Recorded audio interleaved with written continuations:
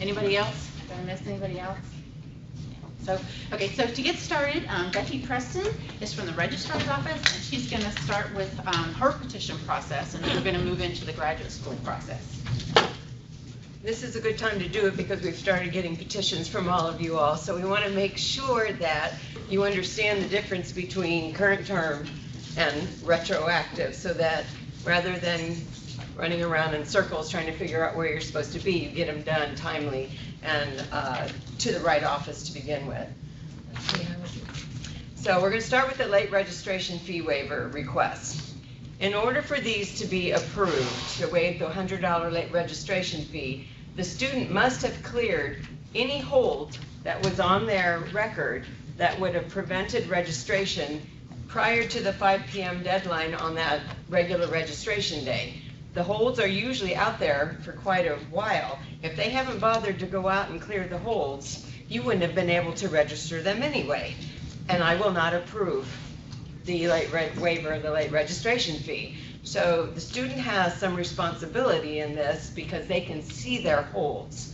Now, if it truly is, they cleared all their holds and right before you went to get them registered, another hold got slapped on them and there was no way. Yes, I don't have any problems waiving those, but when they've had a hold on the record for 3 months and they didn't bother to go clear it, I'm not going to approve the late registration fee. So you can help counsel your students that way when they're trying to get into graduate school. If you are petitioning it, you need to let me know clearly in the email or the memo that you send me that the student's admission was delayed. That's usually the biggest thing that happens, is they don't get admitted prior to the 5 p.m. deadline. But oftentimes they've also had holds because they were an undergraduate student here and the holds got applied that are impacting them. Usually it's the emergency contact and the local address hold that they don't go in and clear up. Or why they failed to register, or why you were unable to give them a registration clearance, with the department control screen. So I just need to know why, not just please waive the fee, not sufficient. Because we get audited on why we're waiving all of these fees. So I have to have some kind of reason when they ask me why I did it. These are only assessed if the student has 0 registration as of 5 p.m. on the day of regular registration. So if for some reason you go out and cancel all their classes because they were in the wrong classes and then forget to go add back another class, they will be assessed a late registration fee, even if they were previously registered. You don't need to clear the wrong classes before the registration deadline ends. That's what drop out is for, and schedule adjustment. So just, if they're registered wrong and you're not going to be able to get in touch with the student to take care of something, just leave the registration there. You have either the 5 days for fall and spring or the 2 days for summer to clear up those registration issues. And I think that's where we get some of our late registration fees. You think, well, they had registration, but they were in the wrong classes. You cleared them out, they had nothing as of 5. So just be aware of that. Just because you add a course after the late registration deadline does not mean they're going to be assessed a late registration fee. So you do not need to send memos unless you clearly can see that they had a late registration fee. You'll know because you'll get the warning that says, by the way, if you continue with this registration, the student will be assessed the $100 late registration fee. If you're just making changes, there is nothing that you have to do. And if you have access to Campus Solutions or where it shows their tuition and fees on their record, you will be able to see, and I know it was really hard to get a good screenshot of this, but there's a line that says late registration fee. If it's 0, you don't have to worry about it. You don't need to send me the memo. So it'll save you time. You don't have to write it, and it'll save me time from having to go in and research it and figure out what I have to do and do the petition.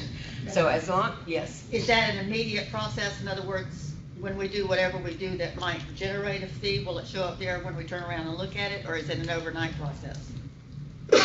It's the late registration fees are assigned after 5 p.m. on late registration day. So yes, if they had 0 registration, then it'll automatically be out there. I get a lot of these memos from you all, and they've already have registration, and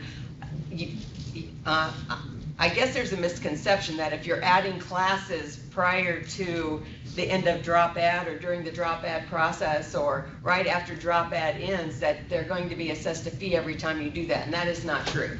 The only time they would get assessed a late registration fee is if they had nothing on their record prior to the first day of class or as of regular registration. So, and if in doubt, call first rather than writing the memo, and we'll check and let you know. So that'll save all of us time. So during term petitions, what is petitioned through the registrar's office? Course adjustments, requesting sections to be canceled or replaced by another section. Once drop ad is over with, those come to us. Requesting that a section be completely canceled without fee liability, that would come to us. Or the late registration fees that are assessed that were beyond the student's control. That truly was either a university error or a department error because they did email you and ask you to register them, and in the busyness of the start of the term, you completely forgot. Those are the things that get taken care of during term by my office. What we need is a reason for the request. Was it a departmental registration error? You registered them for master's research and it should have been something else. It was clearly a university error of some kind that caused the issue. The student has now changed their program, and so they went from thesis to non-thesis options, so the section they're registered in is inappropriate for their record now, and you didn't realize it until after drop ad was over.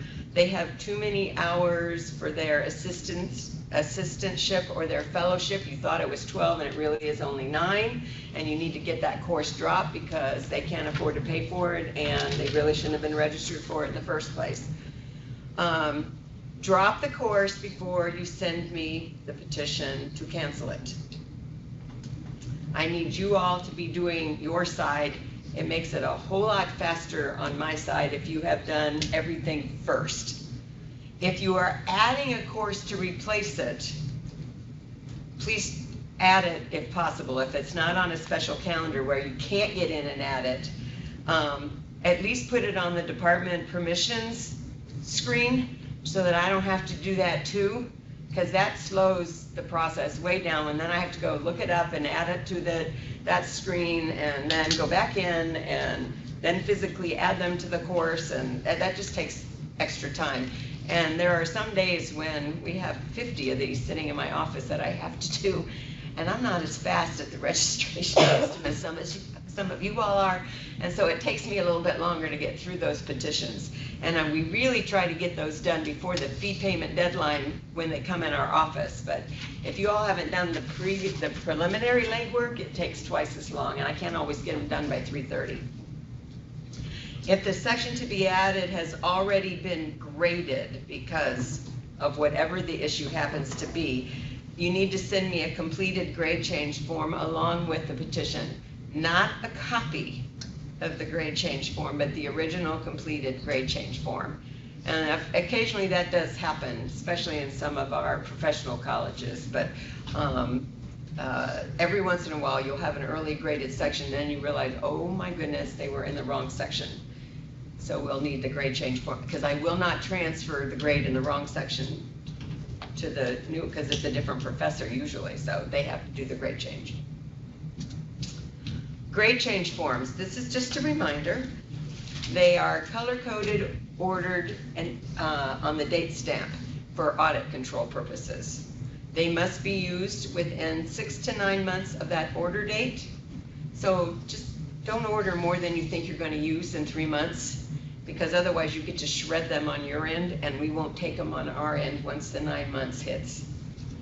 Indicate if the student has already graduated or if there is a pending graduation coming up. We'll move those to the top of the pile and get those processed first, because usually there's something else going on that they have to be taken care of, so we want to make sure that gets done.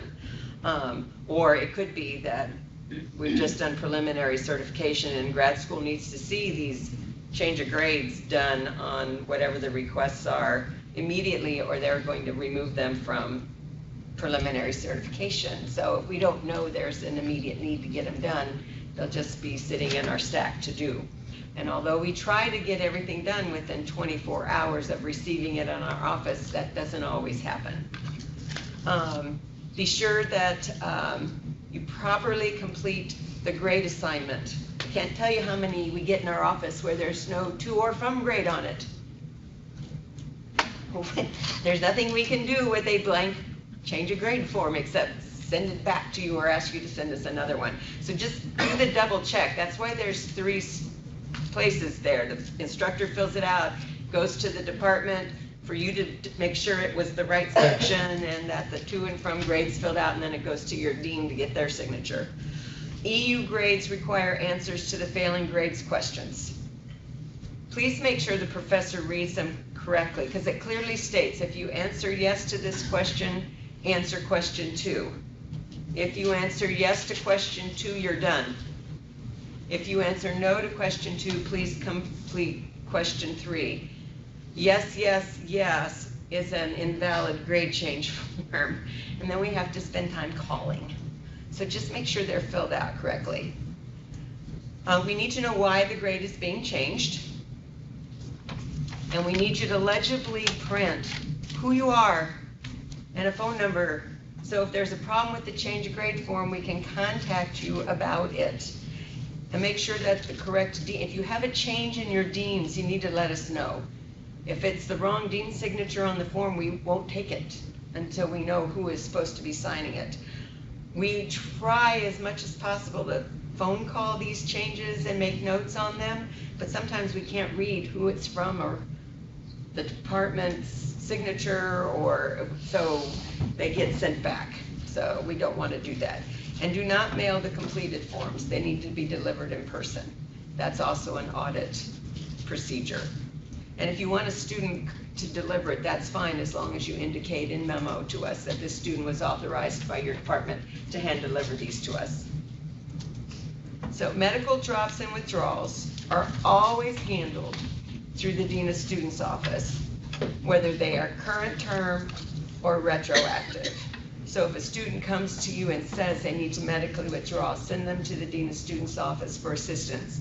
They have a whole different range of papers that have to be filled out. None of us need to know any of the medical issues. That's not only FERPA, but it's also HIPAA violations, and they keep those suckers under lock and key so that nobody can get to those documents. And if they come to us in the form of the petition packet, then we have to cull out the medical stuff and shred it once a decision has been rendered, because we don't want that on the student's imaged record for obvious reasons, because once it's there, anybody can see it.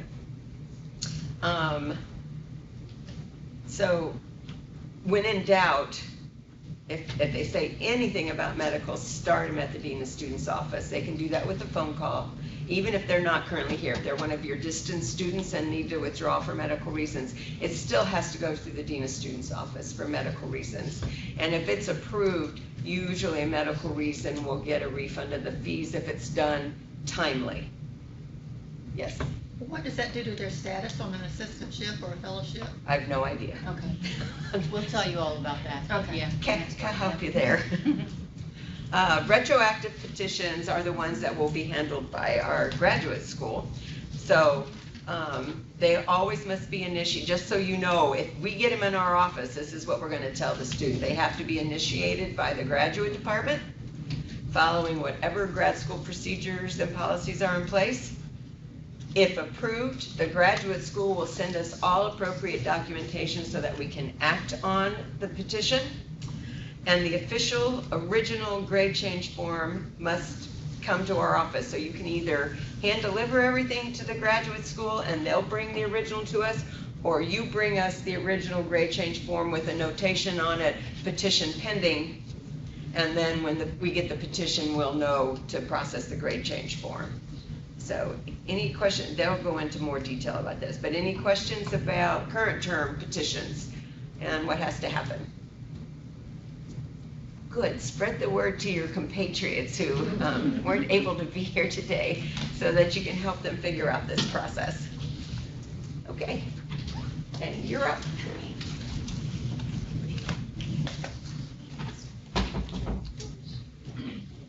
Morning, y'all.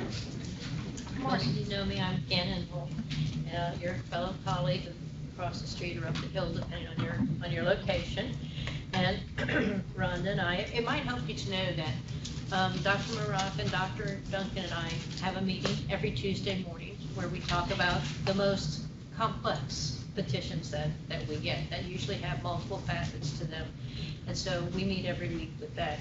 Others that don't need to be discussed in that environment, we just try to work them into our normal workload and get them back to you as soon as possible. But there are some guidelines, so let's talk about those today. This is my favorite.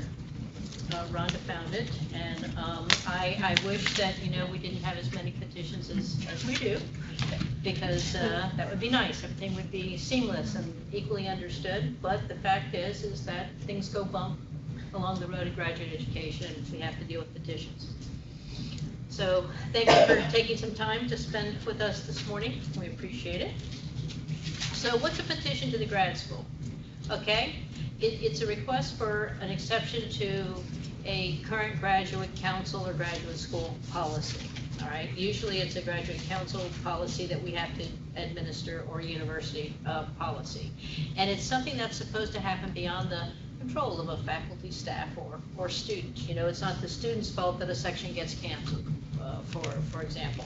We do them on a term-by-term basis, so we don't do anything. We used to get some petitions that would say, please make this student a full-time student for the entire academic year. We would have to return those and say, I'm so sorry, we can't, because students register on a semester-by-semester basis, and we have to wait till they're committed and be liable before we can help you out with that. And the other thing is Dr. Duncan likes to stress that these requests are on a student-by-student basis, so whatever a decision is for one student doesn't make it precedent-setting for anybody else that might have a seemingly similar situation, but they're on a student-by-student basis. Yes, I just like to flash about the beyond the control of the student part. But okay, so what do we think about petitions? What should petitions be? Well, they should be kind of rare and not the norm. The circumstances should be exceptional. You should consider the best interest of the student. However, having said that, it's the best academic interest of the student. It's not what's best for the student's financial situation, because when we consider a request, we do not look at the financial pieces. We know that there are financial responsibilities involved with graduate education. We are merely interested in the academic piece. Does it add academic value to the degree, or in some ways the academic value compromised by what is happening with the student? Okay. We review them. Usually what happens is when we have a mailbox that is triaged by one of our staff members, and so that staff member points it in the direction of the person they believe to be responsible for reviewing the issues. And then that staff member, some petitions are in and out within 24 hours, and others are more complex, and they take longer to process, but we try to direct them to the people or persons who are responsible for reviewing the request. If I get a request, if a student, for example, if I receive a Senate Petition Committee packet that has been walked over from the Registrar's office, I will look at that packet. If a student has waived their right to see a certain document that's included in that packet, I'll take it out. And then I'll return those documents to the student with a lovely letter that says, dearest student, I can't help you with this because such requests have to come from your academic unit, so please go see your academic unit. And, if they have any questions, they can call me and contact me with this. And the reason we do that is because we don't want students to work independent of their department, and we don't want to create a wedge. Well, the grad school said I could do this, when folks down at the academic unit level are saying, no, that's really against our internal policies. We don't really support that. So that's why we tell them it has to come from your academic unit. It has to be supported by your college. Let's see. They have to be submitted in appropriate semester time frame. you know, some of the things that, some of the petitions that I get, gee, can you please take this incomplete grade off of my record? It was 10 years ago. And I'm thinking, why hasn't it been addressed before this 10 years? The faculty member is now long since retired. And I don't know, I have to take this one to my boss, and we have to see what's gonna happen with this. But, so if a student who got an I because, you know, there was some issue as to the quality of the work or the inability for whatever reason to complete the work within the department, then I think you all need to share with your students, you know, if we give you this incomplete grade, there's going to be some kind of a time frame, and kind of pursue that and let the student be a little proactive in meeting that time frame to make it up, not years and years and years down the pipe, please. Although you can assure your students if they wait to 20 years, we do have their records from way back when. So what can a petition involve? Well, it can certainly involve deadlines. It can deal with conditional admissions or holds, international credential holds, employments, fellowship, tuition issues, and near to my heart, degree certification. Okay, so there are deadlines all over the university. There are deadlines for enrollment, when you have to complete and be fee liable. There are deadlines for employment purposes, when you need to be enrolled or have a letter of appointment. There are deadlines everywhere. But lucky for us, you can see them everywhere. We have a graduate school catalog that's available 24/7. That has a link off of our grad school homepage. And the thing about the graduate school is that some of our deadlines are different. They're either, you know, additional deadlines, something that doesn't pertain to an undergrad school student at all, or they're a longer period of time to get something done, like dropping a class. But you can certainly create a link to our bookmark to our academic catalog, which will have, by the semesters, all of our deadlines that are critical. Why do you want to meet deadlines? Well, you want to meet deadlines because that tells, and why we think graduate students should meet deadlines, is because that tells us that they're engaged and they're aware. They understand what they need to do within a specific time period, and that's why we put out the graduate catalog and we establish critical deadlines. We would like to count on your support, that is the academic units in colleges, to create perhaps a secondary mechanism, and many of you do. You know, we send out courtesy reminders, but I know full well after speaking with a great many of you that you have internal messages that go out to your departmental listservs. Okay, students, you know, this is coming up. If you need to book a room for a final exam, come see me by. And so I think you do a very good job of helping your students to understand the deadlines. And I think that there are some students who are just a little resistive to going out there. They want to be told personally by you, perhaps with a breakfast or dinner meeting, but they would like you to, they would like you to, you know, hold their hands a little bit more. And I think it's part of our job, if we can, to get them to be a little bit more responsible and to provide some secondary mechanisms to help them accomplish their degrees by sending out additional listserv messages or other mechanisms that you have. We do expect our academic units to meet deadlines as well. And as far as the grad school goes, we send out courtesy, and the word courtesy is highlighted because we feel that with the publication of the catalog out there 24/7, that we really shouldn't have to tell students when the deadlines are. That is our mechanism. Here's the catalog, here you go, 24/7, a great cure for insomnia. I don't mean to be insulting, but great cure for insomnia. So, you know, they can go out and do that. But we have changed over the years. And when a student, especially those students who apply for a degree, once we know that they have received an application, that has been processed, we send them something that says, great news. Here's a copy, you know, we know that you've applied for this degree for this semester. Here's what we have on file as your degree program. Here's who we have for your committee. We notice the flavor of your degree is such and such, and here are some deadlines that are just for you. And we iterate. We use the word a lot, it's your responsibility to do this, to take action by this. So they might come around certain periods and bug you a little bit, because we've told them it's your responsibility to make sure stuff's in the computer in gyms by a certain date. And that's why they're coming to see you. Perhaps they don't see it, or perhaps they don't understand. And we tell them too that, you know, there's some nuances that differ from academic unit to academic unit, and we don't know what all of those things are. So we do send them to you, thinking that you'll be able to help them navigate those waters. Our favorite thing, if we could just have a slide full of the word communicate, we would, because that's what we feel. We like students, you know, you can have two people at a table, and each of them, you know, you have a little chat, and each of them walk away with a different idea of what that chat was all about.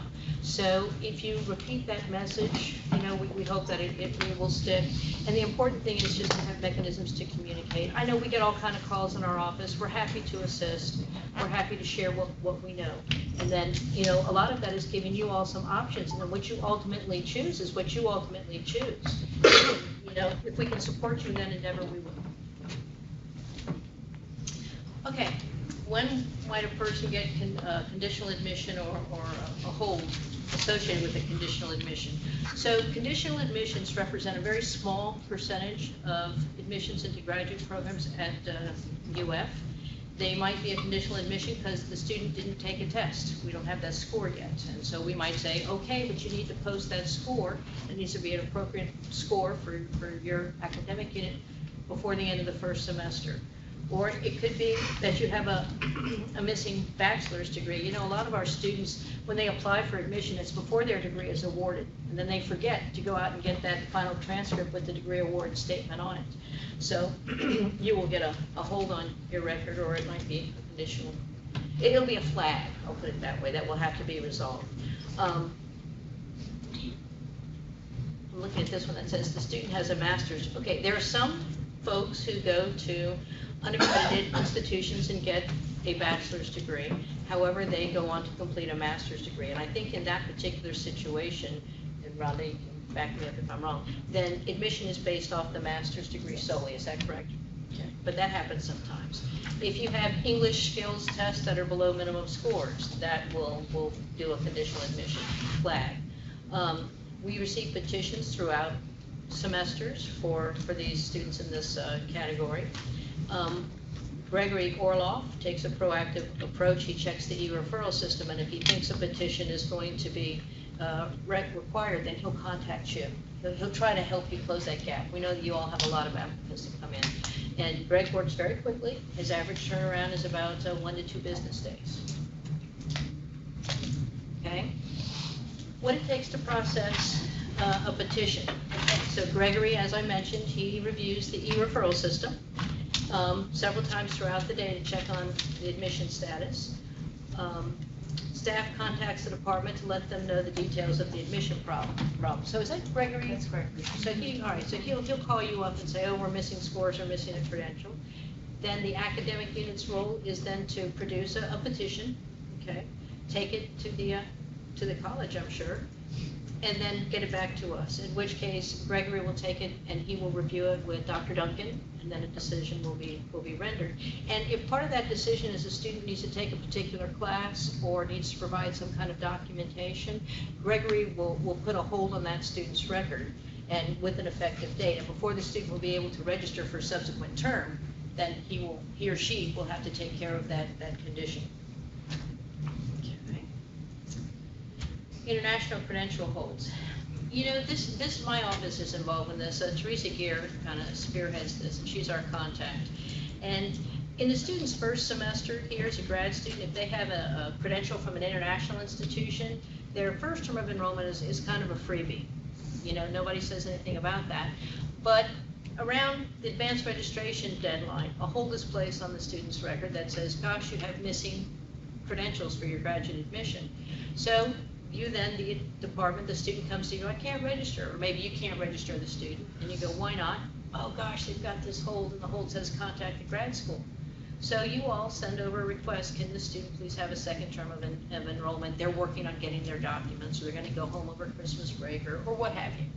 And so we will say, okay, fine, not a problem. We will extend that hold for a third semester, and we usually extend it so that it is applicable or reapplied right before advanced registration for the next term. But what we're going to require, we also send a note that says, look, if you need a third term of enrollment, we need some extra documentation. We need kind of a new petition stating why we still don't have it. And we need this form signed off by their previous institution telling us when that credential will be available to us. And then we kind of go from there. And if that is required, Then we have a meeting by a committee who has representation from the International Center, from the Office of Admissions, and from the grad school, and we invite the graduate coordinator to come, because at that point we want to see the student's plan of study to determine how much wiggle room we may or may not have. So I guess I was a little bit ahead of myself on the slides, but first term is a freebie. Second term, we acquiesce to your request. The third term, there are forms that have to be provided, and there are links in this presentation. Will this presentation be posted? Yeah. Okay, so that y'all And can it's go being there. taped too, so. That's excellent. Now they tell me about the tape part. Thank you so much. Thank you. My mother thanks you. I'm gonna be here. All right, so anyway, the links to the forms are there, and also the policy. This has been the policy. It's been in effect, I want to say, since probably fall of 2007. Nothing new. Okay, degree certification, timelines and deadlines. Well, I will say, and Becky can back this up, we had about 80 requests for transfer of credit that were processed last week, and Teresa trotted them over to the registrar's office with a panicked look and the notation, graduating students, please help. Some of those students needed to have that process before they could even apply for their degree. So Becky and her team tried very hard to get them all done, even staying late, for which we appreciate it very much. But the thing is that transfer of credits really should be done in the student's first term of enrollment to allow for processing time. We have to when we get the request, we have to look up transcripts. If they don't give us that transcript, and I say us, the Royal University Office of Admissions, us. If I can't find that final transcript with grades and degree remarks posted in the Office of Admissions, you might be getting that transfer of credit kicked back to you with a little note that says, hey, it's not finalized. And so it just kind of elongates the process. If you are changing the nature of the degree, we ask that you do that before the midpoint deadline. Also, if a student is participating in multiple programs, concurrent, 2 masters, an out-of-field master's with a doctoral program, joint, co-major, distance learning experience. Do all those terms sound familiar to y'all? Give me go over what any of those mean. Mostly okay, all right. And the other times we see the petitions is extending submission deadlines. Gosh, I'm so sorry. I entered 9 out of my 10 peeps that were on the degree list, but somehow I didn't enter it for this one. Could you please make an exception? And sometimes when we changed, it could be the culture in our department is to have them in this particular week of the term, and we didn't realize that was out of sync with the graduate catalog. Can you kind of help us, and then we can work to get things back in sync. But there are ways that you can see these bits of information holistically in GIMS, and we'll get to that in a second. Sometimes it's to change supervisory committees. Here's the thing about supervisory committees. We've kind of changed the rubric on this. You can make a change to a committee in GIMS as long as the final defense has not occurred. So it could go past the midpoint if you can't create a brand new committee past the midpoint, but you could shuffle, this person was a member, now they want to be a co-chair, or this chair was the chair, but they have taken a job someplace and we need to do a co-chair. The structure, you can rearrange the structure of that committee until there is a date in the final exam field. After that, that means that degree is that committee has been finalized, an exam has been administered, there is an outcome for the exam, and there are no further changes allowed to the committee. So you don't need to petition for that. You can just go ahead into GIMS and do that. But if you have a question, you can call me and I can certainly help you out with that. Qualifying exams, sometimes we have PhD students who don't quite make it through the 5-year timeline. We will automatically, if you ask us for a 6-year extension, we'll say okay. A 7th year, we will not. We'll say no, you're going to have to re-examine them, and that could be at their final defense or another type of re-examination time. For theses and dissertations, Stacy will get requests for an exam to be considered valid beyond the two semester rule. And I think, where there's a valid issue for that, I think Stacy will support that. And kind of like what Becky said, you kind of have to give us something to hang an approval hat on. You can't just say, oh, well, they missed it. That would be, we couldn't support that, okay? And other expired timelines, like coursework is beyond 7 years. Those are the kind of petitions that we get. Okay, here's that helpful view in gyms. You go under you log into gyms, you go under department data, you see reports, and then you click on degree applications. And then that will give you a whole, it's something that you can scroll about 2 miles to the right, and you can see all the different fields. But please do it, because if you're entering final exams, or if you want to see if a student has validated or verified their degree, you can, and you can sort those rows. So it's there to help you. It's a tool to help you get that bird's eye view as to some activities that may need to be. And I think I'm going to pass off employments and fellowships to my assistant director. She's involved more with those than I am. Okay. Hi there. Okay, so I see Katie's here, so feel free to jump in from academic personnel if I misspeak or anything. So we get a lot of petitions regarding employment and fellowship. So the employment side of things is if the student is a graduate assistant. And I just want to, we did make some changes, and I think everybody is clear on this now. If someone is hired as a graduate assistant, they are eligible for the GATE or Grad Care, the insurance. If they're hired as a fellow, they have to sign up for the United plan for the health insurance. Sometimes that's a little confusing, because you might think a student has a graduate school fellowship, but if you actually hire them as a GA in the HR system, then they are eligible for the GATE Care. If you appoint them as a fellow, then they have to go in the United plan. So I just wanted to make that clear. We do some petitions for the health insurance if a student is being funded directly from an institution, but they want to have the GATE or Care. I do work with Cabrera, so we do have some petitions for those kind of things also. Late hires, we work with petitions on those, and this is really if a student starts after the beginning of the contract period. If a student is starting on January 1, that's the beginning of the contract period, but you don't process the paperwork until 2 weeks later, that's not a late hire. You don't need to do a petition for that. But if a student starts a week after January 1st, that's their actual first start date, then that's when you need to do a late hire petition. And I think if you go beyond 3 weeks after the term, the provost has to approve those. So I want to be real careful with that. That's Sounds right. Okay, good. There was some confusion about that the last semester in the fall, and we got I've got 100 petitions, and I thought I better, maybe not 100, I'm exaggerating a little bit, but there seemed like there was a lot regarding late hires. So if we get a lot of petitions, if students have fallen below the 3.0 GPA, so when we look at those carefully, if it's the first term, second term, there's usually not an issue with approving them. As they get into their program, if their GPA is still low, we are going to go back to you and say, are you monitoring the student? Because as Gan will say, they have to have a 3.0 to graduate, so you want to make sure the student can get their GPA back up. The reduction in required registration. So I get a lot of petitions where, like for a GA, that you want to reduce the credits less than 9 credits. So if you're a GA, you have to be registered for 9 credits in the fall and spring and 6 in the summer. And I get a lot of petitions where you're wanting to reduce the registration down so that the tuition waiver will pay. We will approve those if there's disability accommodations or if there's medical issues. Same thing holds for fellowships. If they're supposed to be registered for 12 credits fall and spring and 8 in the summer, we will look at those and reduce them for accommodations, disability accommodations or medical reasons.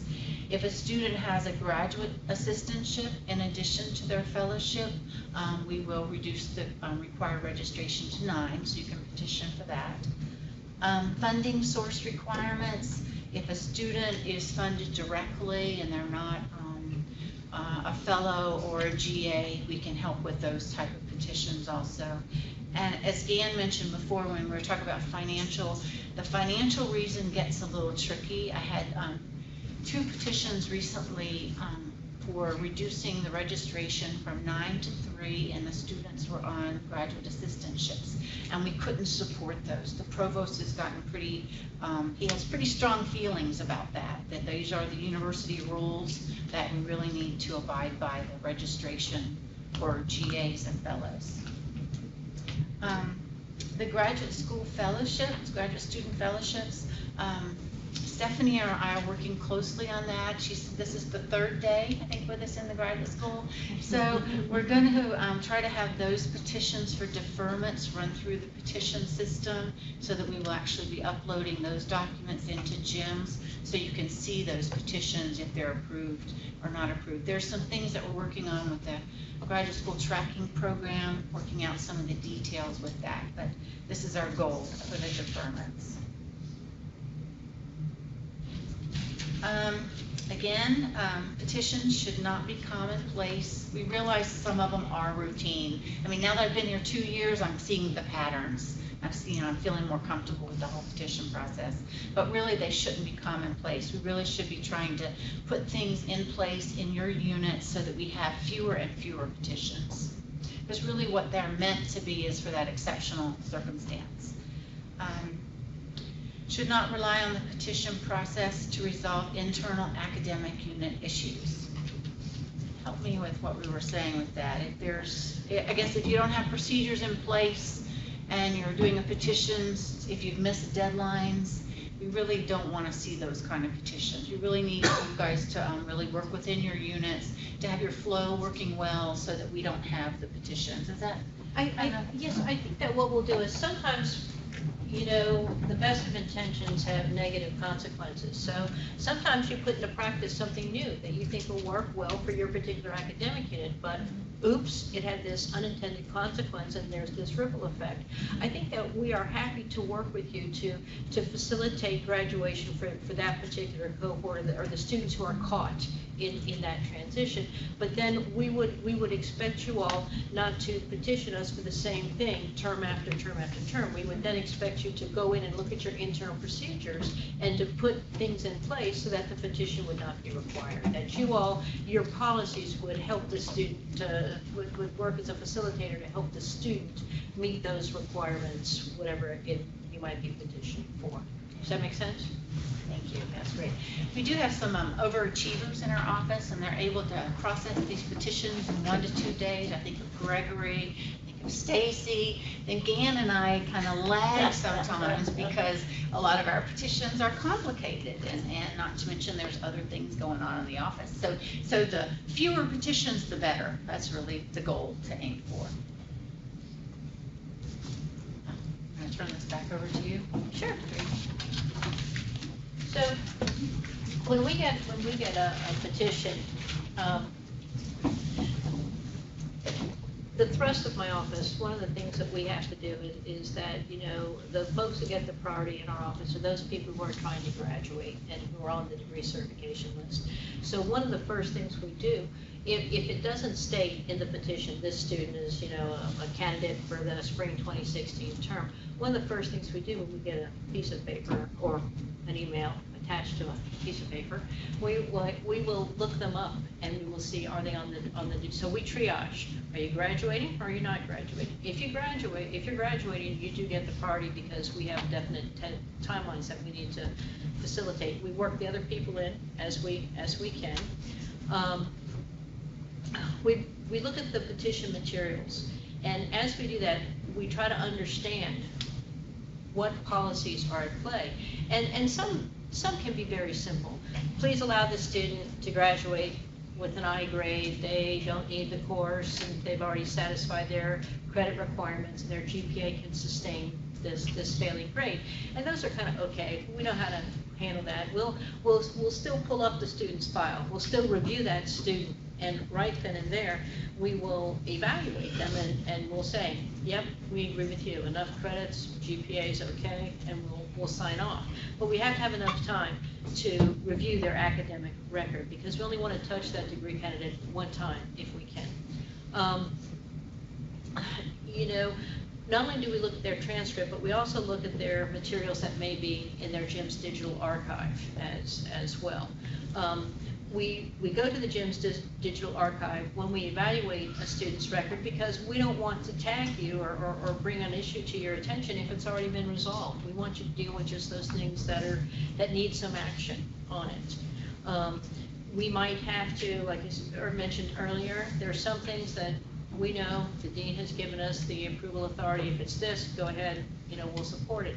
Other things, we have to talk it over with Dr. Maraca and Dr. Duncan, sometimes Dr. Frierson. It kind of depends on how many things are involved or the seriousness of the policy that's at play.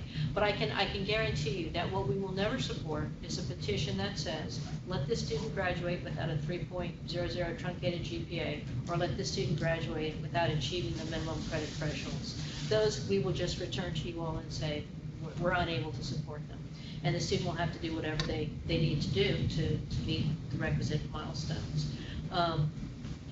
But I want to tell you that everything that we do or use in the decision-making process to get an answer and an email back to you in response, we image those files and we put them in GIMS, so you all should be able to see them. Sometimes we do GPA calculations, sometimes we do what-if scenarios, and if any of that is there, then it's in GIMS, and it's done as a courtesy to you, because hopefully we've done it right. I believe we have, but people are human. But you can see what the basis of our information was, on which a support or a letter that says we can't support you was made. You'll see that information in GIMS. We want to share that information with you all.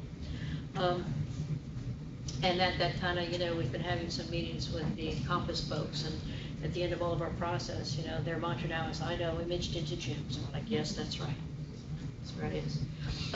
For a current term enrollment adjustment, do those through the registrar's office. We're not really involved in that process at all. And when we get our newly admitted graduate students, they come in and they go to our orientation. So when they come to that, I always tell them to pull out their cell phone. I give them the date for the end of the drop-add period the day before, and I tell them to check their schedule to confirm that what they're really enrolled in is what they're really enrolled in. And then I give them also the date by which they can drop a class at the end of that semester, so that if something is not going as planned, that's when they can take action, and no later than that date, because it's easier to remedy it in the current term than it is with the retroactive requirement. And the thing is, when we get the retroactives, and I get them from an electronic process because we're trying to shift to the electronic process.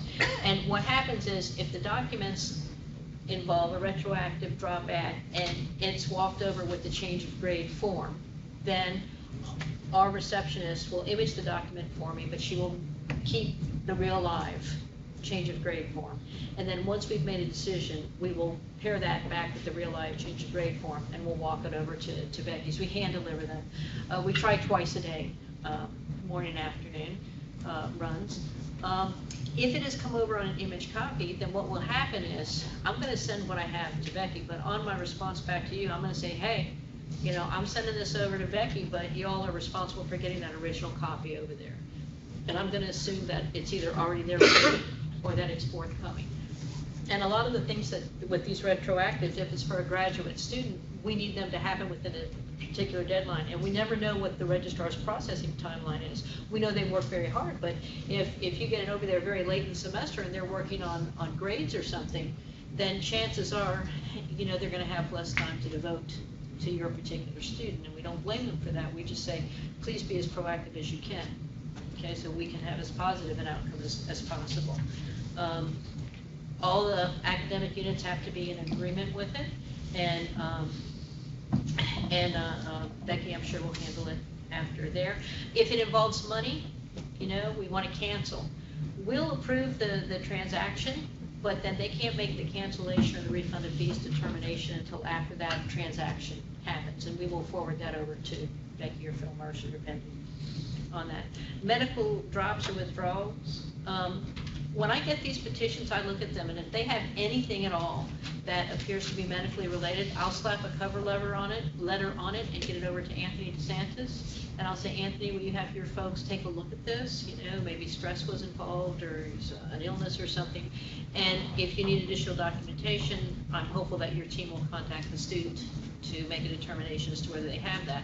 And sometimes that happens and I never see it again, and other times it comes back and it says, well, we've tried, but there's no documentation on it, so we can't really vet it as a medical. And then we'll take it over at that point from our shop and do our usual rubric and let everybody know what we decided. Let's see, outside the grad school, okay. Grad school makes only academic decisions, so anything dealing with money, that's a registrar issue. If no one likes our decisions, if the student thinks they've been, treated unfairly, everybody hates them, or just at least says no in a big way, the student can also go to the ombudsman, and that's Mr. Ron Anderson. And I will tell you that, we don't quite run when we see Ron coming down the hallway, but we know it's going to involve a story of sorts. So Ron is not afraid to pick up the phone and consult with us, or to come see us along his way to you. So, he tries to get out there and get all the information and then make some decisions that he believes to be in the best interest of the student. And then the medical withdrawals, we really don't have the staffing or the personnel with that type of expertise, so that has to go to the DSO's office, because I understand they have a committee of people that do have the expertise and can make those appropriate decisions. So those are outside grad school petitions.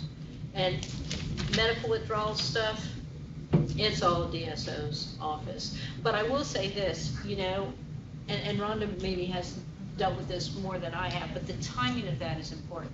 Because if you have a student who has to withdraw because they are ill and they're in the hospital, they might need to still kind of have that medical coverage, so the timing is important. So if you're going to have a student in that situation, then you need to contact Rhonda, because there may be some timing guidelines that she could help you with on that.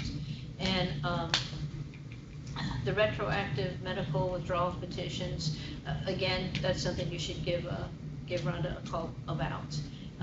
If a student, we generally do not support partial withdrawals. If a student is ill and can't participate in classes, then they can't participate in classes.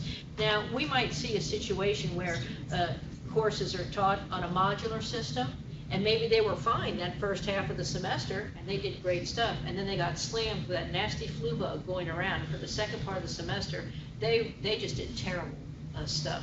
Then I think in that situation we would entertain. But if it were, classes that lasted the entire course of the semester, we don't really subscribe to the notion that you can get an A in this class and an E in this class, and it was because you were sick. So that would have to have some pretty substantial documentation with that. And I'm not going to use the word no. I'm just going to say we generally do not support those kinds of things. But if your students need to take care, or if you need to assist your students, the link on the bottom of the slide will get you through the medical withdrawal process. Okay. Let me just Yes. say, I want to say just one thing about the medical withdrawals. So the Dean of Students really is the office you want to go to first, because they can treat, they can handle the documents with confidentiality and work with the student and figure out if it really is a case that is going to go through the medical withdrawal process. But if a student is on a graduate assistantship, or if they're on a fellowship, it's nice if you could let us know in the graduate school, because the graduate school fellowships can be deferred if there's a medical withdrawal. Sometimes we just had a case where a student was medically withdrawing from one academic unit but applying for admission in another academic unit. This was a GSF. So we do need to be involved so that we can let all the players know what's going on. So the tuition won't pay if it's a graduate assistantship, and so there's different kind of things. So Dr. Duncan or I, if you could let us know, if you're working with a student that's doing a medical withdrawal, if they have a GA or a fellowship, it does help we can communicate some things, you know, to smooth things over. But really, the Dean of Students handles the whole medical withdrawal process, but we do get involved from time to time. Okay, thank you. So, right now, the summary of the current petition process is we have an email collection site. So it's grad school petitions all together at aa.ufl.edu. And we ask that in the subject line, you put the last name and then the first name of the student, because when you all later call back and say, hey, can you give us a status on the petition for, if you don't put that in there, that means we have to look through each and every one of them to try to find them, and it takes us longer to respond to you. But in the petition, you need to include a detailed explanation of the situation, what it is you're what it is you're requesting, and then documentation if it's required. You send it as an email. Usually it comes from your college office, and the dean has approved the attached petition, and it has to be that attachment should be a document generated by the academic unit on academic unit letterhead. It shouldn't just be an email. Hey, can you take care of this real quick? So it does have to have some formality associated with it. And like we said earlier, it's initiated by the student. It comes from, actually, the student will probably come to you. It's initiated by you. It's got to sign off by the department chair, the grad coordinator, and it also bears the approval of the college dean's office. We can't process them early. We got to do it for the appropriate semester. Let's see. These were just some items. Sometimes you guys tell us a lot about things, but you forget, like, to tell us who the student is, or you tell us who the student is. It's Mary Smith, and then we try to go into the registrar system and look up Smith, and is it Mary A. Smith or Mary B. Smith? So a UFID is a very kind thing to include in the petition, so we know exactly who you're talking about. The grad council policy, you want to waive. I want to waive the final term registration requirement, or I want to waive, gosh, all those things that Rhonda had talked about. And then why it should be so for this particular student. Do you want to waive a deadline for this student? Why? What happened? The student was sick. The student's committee member fell ill at the last moment. Sometimes we get calls from you all, oh my gosh, we were having our final defense and Professor X had a heart attack. What do we do? And it's, and so that's kind of hard on the people that were there. It's particularly hard on the student. And so we try to have some leeway there to give some guidance as to how to handle those kinds of things. We communicate a decision to the people, to the originator of the petition, and we copy it back to the academic unit and the college, and then of course we image it of the students file in gyms. Sometimes you'll notice that Becky's on my reply if you ask for retroactive change. Becky or Phil Mercer, just as a heads up, it's coming, and so she'll know to have her team look for the information. And then to check on it, you can write the same grad school petition. Hey, I haven't heard. Please let us know. And there's sometimes depending on what the petition is for, or who gets it, sometimes the responses are faster than other times. But you can always request a check on it if you would like. The International Center. Sorry. That's okay. It's really important that they get copied. It's an international student. That's true. I'm so sorry about that. Okay. Because sometimes changes of enrollment pertain to a student's status in CETAs. We want to change the process, the petition process, because it's long. There's lots of stuff required. There's lots of things. Sometimes we get anything from one sentence to a 3-page memo. At the end of the 3-page memo, you're going, what do they want? I'm not sure, but you feel like you've come to know that person. And so but you're still like, I just want to know how I can help. Well, what is it here with this? So we're trying to change the petition process. So we want to better understand what it is that's being asked. We're trying to do it in a way that will allow us to collect data. We want it routed to the right folks who can give you hopefully an improved response time. And we want to take the time, if we think that there's an understanding about a policy, to review and educate folks about the policy, or just to say to the graduate council, dear grad council, these are issues that are bubbling up. in 1955, when this first came about, or 1946, our, grad education has changed. The way we do business has changed. Is this still an important policy that we need to maintain, or do we need to make some changes? And if so, what is it that you would like to do? So we're trying to get there with those kinds of things.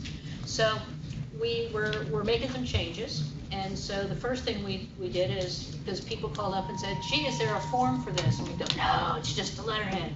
Well, now we're working, we have developed a form for this, and we are piloting the form. Some of you here, I'm happy to say, are involved in that process of piloting the form, and you're going to give us feedback as to how well it works, or it stinks, please do something else. But we hope we're going to hear more of, gee, this was really nice. And then we're going to implement in fall. We're testing it now, piloting it now, going to take some feedback and make some improvements over the summer, and then we're hoping to launch it in the fall. And then once we get that form and we find that it's working really well, then we have plans to make it an electronic process in gyms. And some of that might be you've asked, and there's a certain number of petitions where, because you have asked it and you have the approval of your academic unit in college, will say, it's okay, sure, fine, and you'll get an automatic approval back into the system. It'll be a transaction. And then there'll be others that will have perhaps some other types of review associated with it, depending on what you're asking for. This is kind of a quick peek as to, there are 3 basic sections of the form. And the first one is kind of identifying the student and when you want the petition effective for, and who's submitting the petition, and what the reason is. And we're going to try to have as many pull-down selection boxes as possible, because we'd like to kind of categorize them. Desktop, I don't know. Open it and go through it. Yeah. Well, would you, may I? No, you may, yeah, I'll get you. Why don't you go ahead? Might be easier. Okay.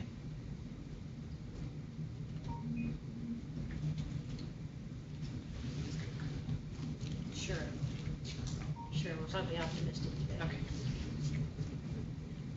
And I'll accept anything.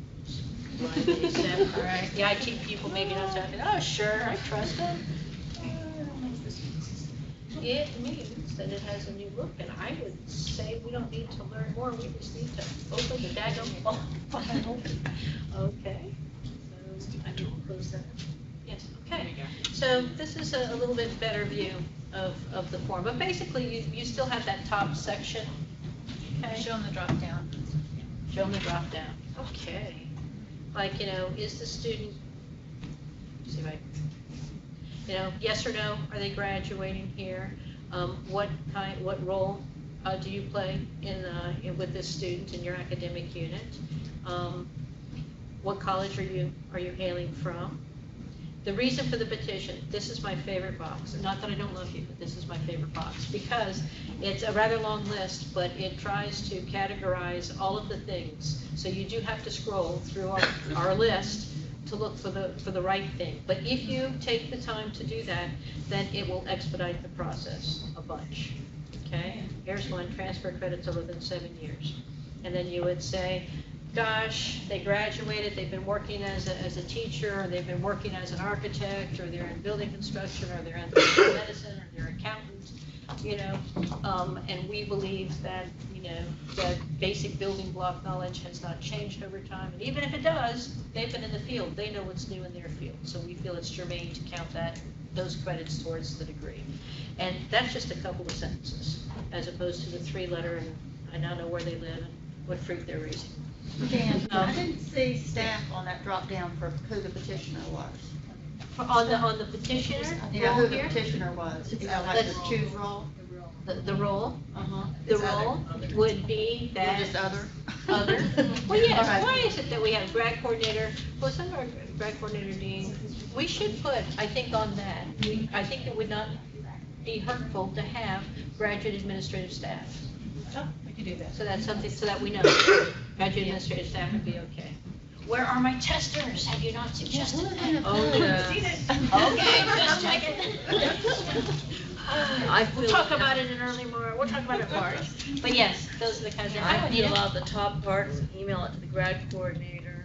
Mhm. Then it's back and forth, back and forth. So you can just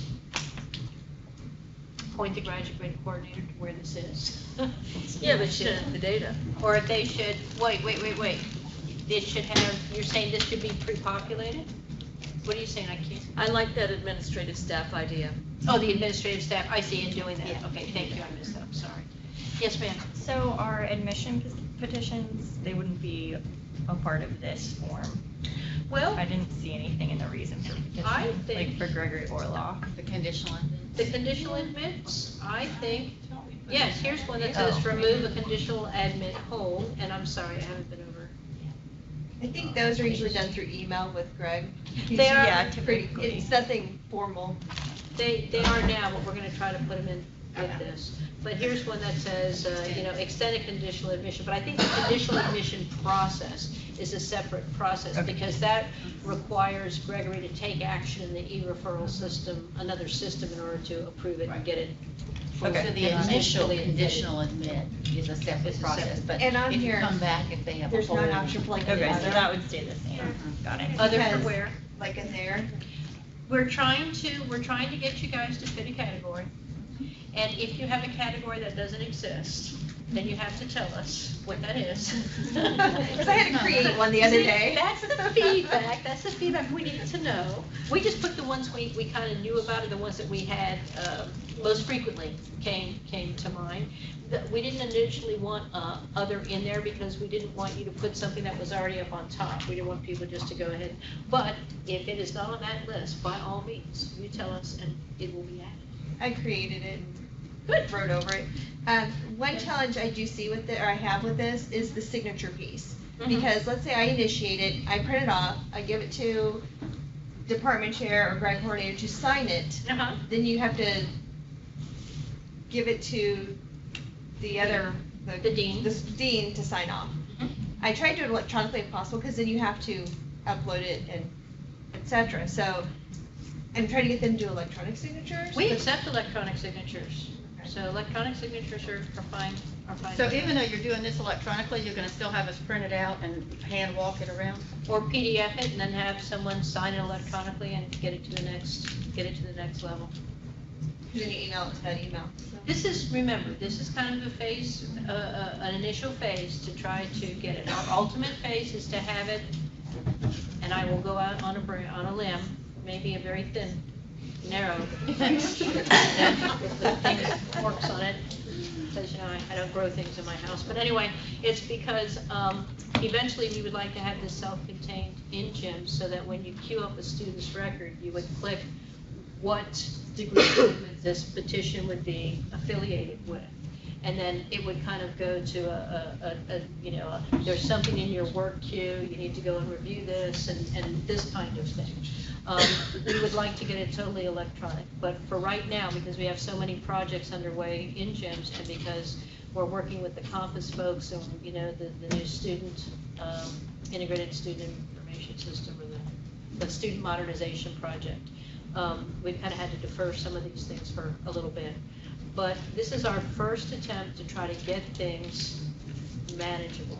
And so I'm sorry about the signature part, if you have to do the PDF and then send the PDF off. But they should be able to do electronic signatures. But for those of you who have deans that don't want to do that, they can print it, y'all can scan it, most everybody can scan stuff, and then you can just attach it. And, Arlene Williams sends me frequently things that Dr. Whalen has signed off on, hi Dan, here's the petition for you. And so we say, okay, and we work with those things. So we are trying. I will tell you that probably as of 5 minutes ago when I left the office, just the pre-certification team had about 35 to 40 petitions outstanding that we have to do at this particular time of the semester. We're getting to them as quickly as we can, but there's some other critical deadline things that have to come first for checking on degree certification stuff. So that's just for the degree certification team. And then I probably have about 4 or 5 I'm working on right now. I'm not going to tell you about Rhonda. Because now she knows I only have 4 or 5. I'll be getting some more. But anyway, so this is kind of what the form is like. We were trying to get a form that would quickly identify who the student was, quickly identify the person who was submitting the request, a brief explanation as to what and why was needed, and sign-offs from the academic unit and college, so we would know that everybody is a consensus building process, and that at the student's academic unit and college level, they were on board with it, and then a place for the graduate school to sign and, designate a decision. Because some of my stuff that I send back to you, I put it in a very small snippet on the actual petition, probably like about a size 3 font, because I'm writing all of this stuff. And then I take that, I put that actually into the email that I'm sending you. This student has been approved to graduate with, this, or this student has been approved to drop this and add this, but by the way, the fee liability issue is determined by the registrar's office, and by the way, I'm hoping that you already have that change of grade form over to Becky's office. So I try to put it where you all can read it rather than blowing up this image, because it's the size 3 font, because I had to get everything in one little square section on the original petition, but we hope that this will be better for you. Yes, ma'am. Okay, because my college is different, well, it's not really college, but we have the students for the first year and then they go to different colleges. Who would do that petition? I think it would be where the student hails from, where the department. If they start off as, let's say in general, what's your program? Genetics and genomics. Okay, so genetics and genomics is like an institution, right? It's this institute or a center. And so you have faculty members. So the student belongs to, let's say, anthropology. Then I think that request should be on your center's letterhead, that I hope that you would share with those folks, and it would be from the grad coordinator over in anthropology. Or it could be from your grad coordinator. Connie Mulligan right now, we accept a lot of things from. So I think we look for the department that's going to actually award the degree. So if they're going to get a degree from genetics and genomics, then for you, I hate to say it, but you're going to have to herd the cats. And, since the students are all funneled through you, you're going to have to, talk to your graduate coordinators. They can do it. If that graduate coordinator needs to talk to the chair of that actual student, then let that be the coordinator talking to that chair and come to some kind of an agreement. And I will be happy to take it from that chair or from Dr. Mulligan. I'd rather take it from Dr. Mulligan, but if I needed to take it from the chair, I could, as long as we know where that student hails from. And we have to know that it's on record with you all.